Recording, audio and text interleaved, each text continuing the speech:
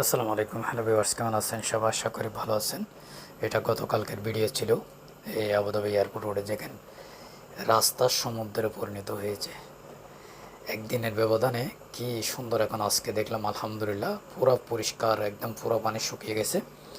তো এখন আলহামদুলিল্লাহ সব কিছু ঠিকঠাক, আলহামদুলিল্লাহ আল্লাহর রহমতে। আসলে একদিনের জন্য পানি, বৃষ্টি পড়ার সাথে সাথে পানিগুলো জমে একদম সমুদ্র হয়ে গেছে। এটা গতকাল 26 তারিখ, 26 তারিখের ভিডিও আছে। 27 তারিখ, সরি 27 তারিখ, আজকে তো 28 তারিখ। এটা 27 তারিখের ভিডিও আপনাদের আপলোড করলাম। গতকালকে গিয়েছিলাম যে প্রচুর পানি ছিল রাস্তায়, আজকে গিয়েছিলাম একদম পুরো ফাঁকা, আলহামদুলিল্লাহ। আসলে একদিনের জন্য পানিগুলো বৃষ্টি পড়লে একটু পানি জমে যায়, প্রচুর বৃষ্টি হয়েছে তাই একদম। এটা ব্যস্ততম একটা রুট, যে রুট আবুধাবি এয়ারপোর্টে আসা হয় সব।